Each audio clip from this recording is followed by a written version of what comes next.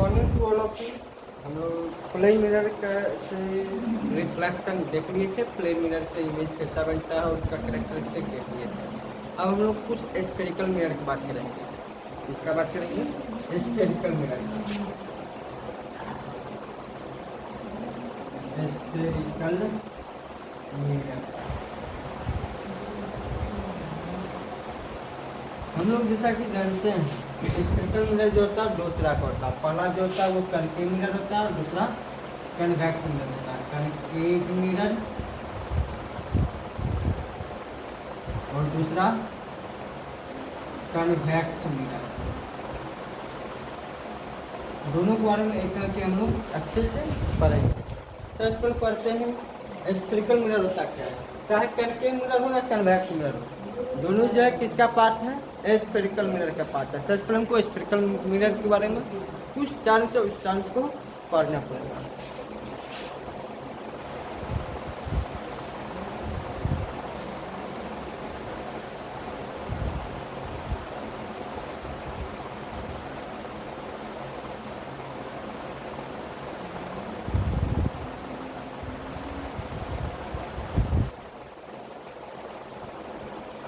तो देखिए यहाँ जो स्फेरिकल मिरर होगा वो क्या होगा, एक स्फीयर का पार्ट होगा। स्फेरिकल मिरर जो भी स्फेरिकल मिरर होगा, सब स्फेरिकल मिरर क्या होगा, एक स्फीयर का पार्ट होगा।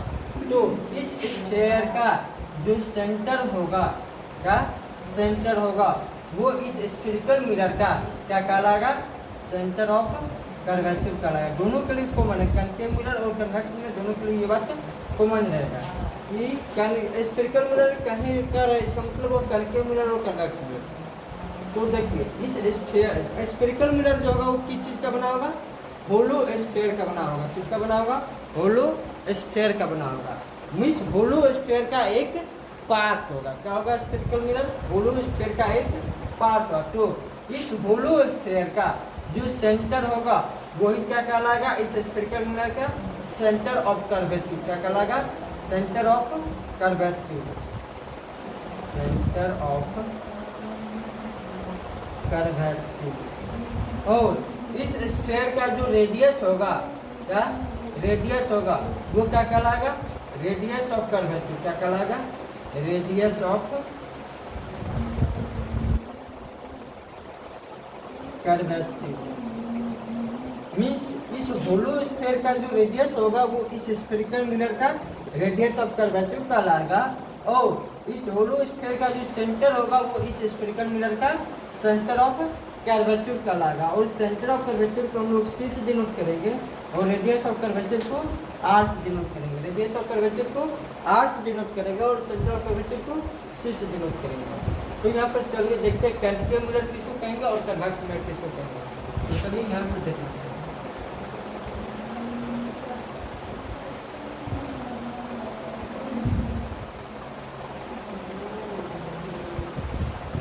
मान लेते हैं कि दो स्फेरिकल मिरर का पार्ट है।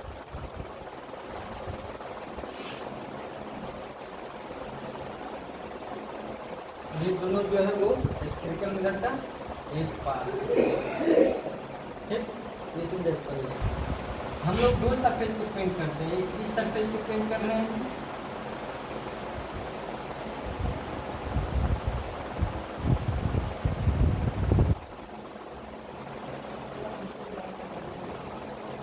और एक अंदर वाले सरफेस को पेंट कर देते हैं।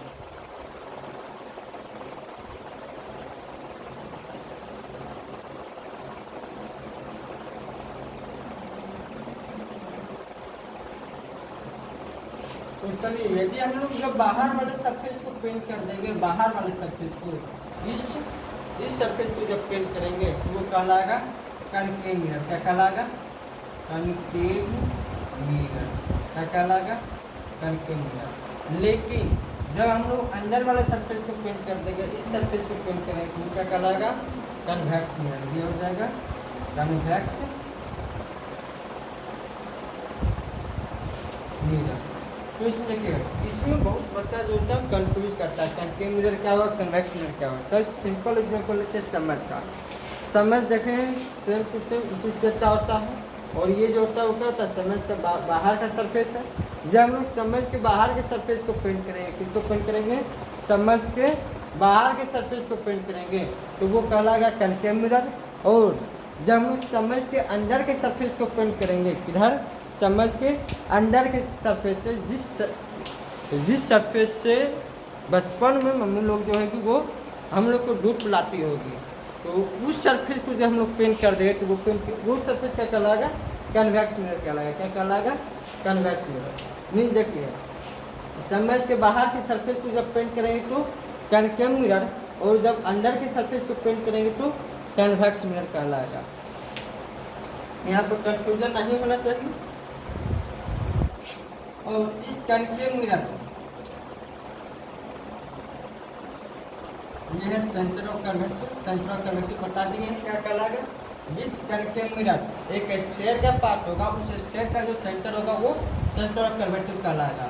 और सेंटर ऑफ कर्वेचर से लेके और पोल, पहला बात है पोल समझ।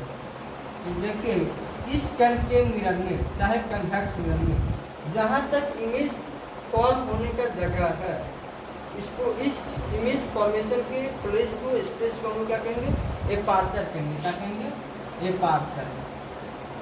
एपार्चर। और इस एपार्चर का जो सेंट्रल पॉइंट होगा उसको क्या कहेंगे, पोल कहेंगे। एपार्चर के सेंट्रल पॉइंट को क्या कहेंगे, पोल कहेंगे। और इस पोल और सेंटर ऑफ कर्वेचर के बीच का जो डिस्टेंस होगा उसको क्या कहेंगे, radius of curvature. Radius of curvature means देखिए, सेंटर ऑफ कर्वेचर और पोल के बीच की डिस्टेंस को रेडियस ऑफ कर्वेचर कहेंगे।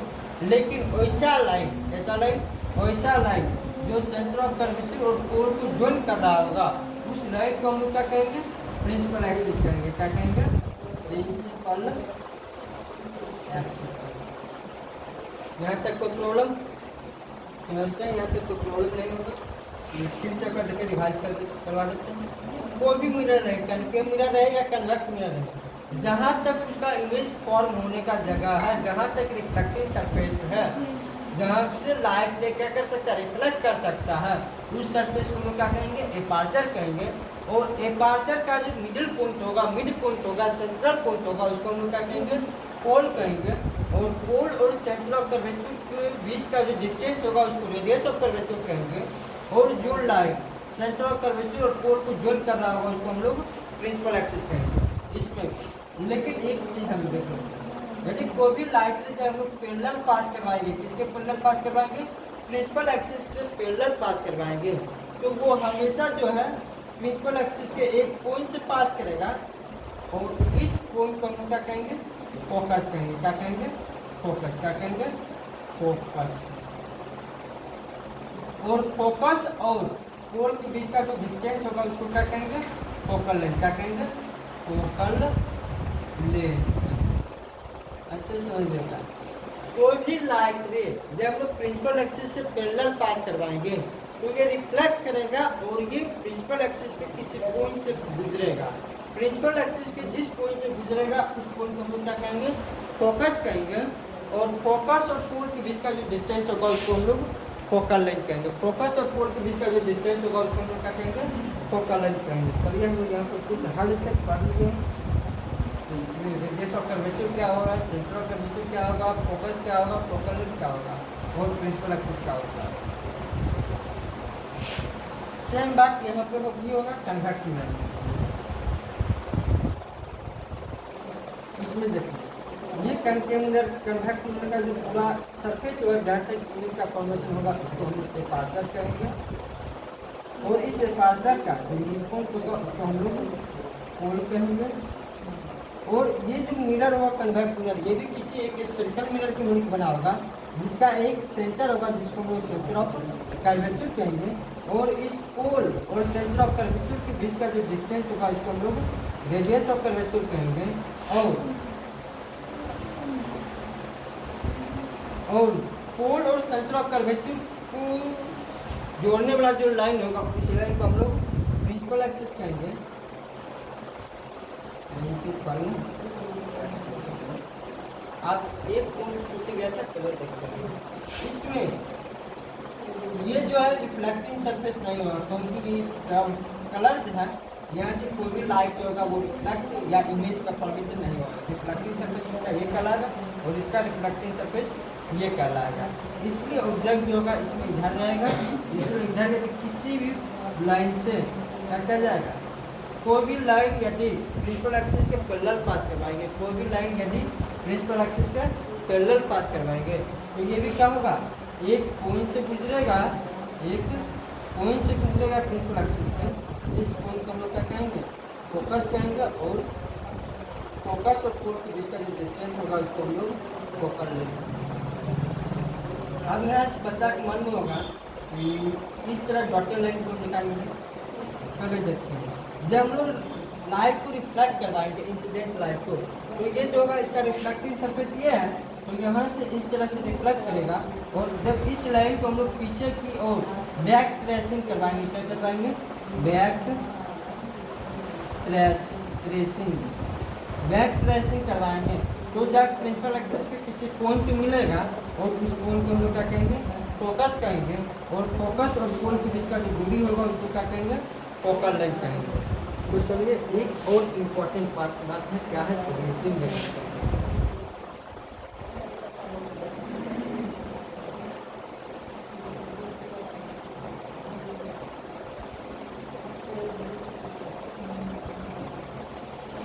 मान लेते हैं ये है कनकेव मिरर, बाहर की सरफेस को मूव कर दिए,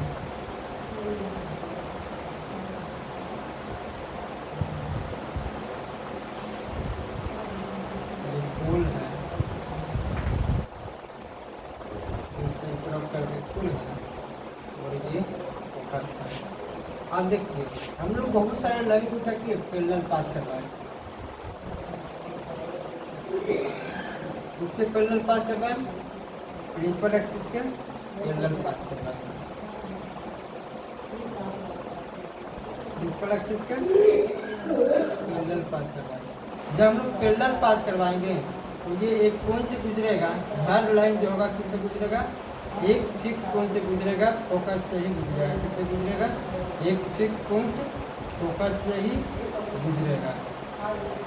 जब हम लोग कोई भी लाइट रे को क्या करेंगे, पैरेलल पास करवाएंगे, क्या करेंगे, पैरेलल पास करवाएंगे, किससे गुजरेगा, एक फिक्स पॉइंट फोकस से गुजरेगा। तो यहाँ पर देखिए क्या हो रहा है, ऑल डायरेक्शन से लाइट रे जो होगा वो लाइट रे जो है वो एक पॉइंट पे क्या हो रहा है, कन्वर्ज हो रहा है। क्या हो रहा है, एक पॉइंट पे मिल रहा है तो हम लोग कह सकते हैं कन्वर्ज हो रहा है, और ये है कौन सा मिरर, कनकेव मिरर है। इसलिए हर डायरेक्शन से लाइट रे जो होता है वो एक पॉइंट पे कन्वर्ज होता है, इसलिए कनकेव मिरर को हम लोग क्या कहते हैं, converging mirror, converging mirror, concave mirror क्या कहेंगे, कन्वर्जिंग मिरर। लेकिन देखिए कन्वेक्स मिरर को क्या कहेंगे,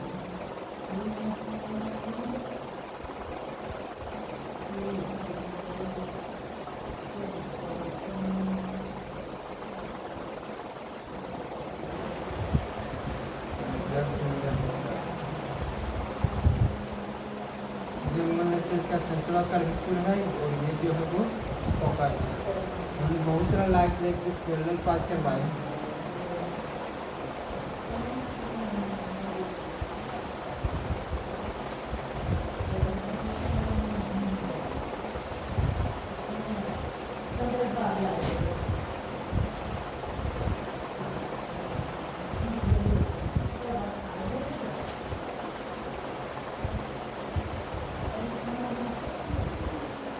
देखिए इधर से इस तरह से रिफ्लेक्ट करेगा, इधर से इस तरह से रिफ्लेक्ट करेगा, इधर से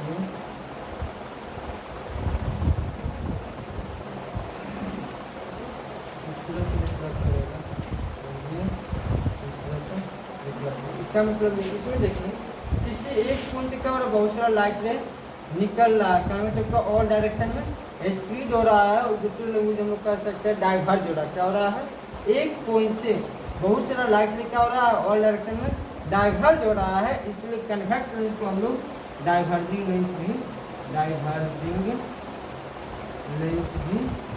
याद रखिएगा। बहुत इंपॉर्टेंट क्वेश्चन, किसी किसी क्वेश्चन जब न्यूमेरिकल बनाएंगे उसमें उनको कनकेव मिरर नहीं कहते, क्या कह देगा, कन्वर्जिंग मिरर कहेगा। इसलिए आप लोग याद रखना है, कनकेव मिरर को हम लोग कन्वर्जिंग मिरर कहेंगे और कन्वेक्स मिरर को डाइवर्जिंग मिरर कहेंगे। क्या कहेंगे, डाइवर्जिंग मिरर कहेंगे। कन्वेक्स मिरर को डाइवर्जिंग मिरर और कनकेव मिरर को कन्वर्जिंग मिरर। अब कुछ पॉइंट बचेगा, जैसे कि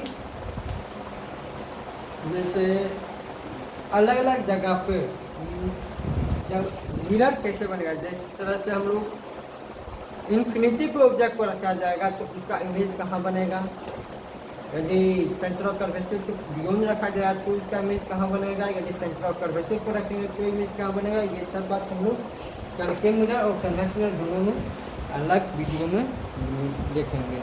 चलिए रखते हैं।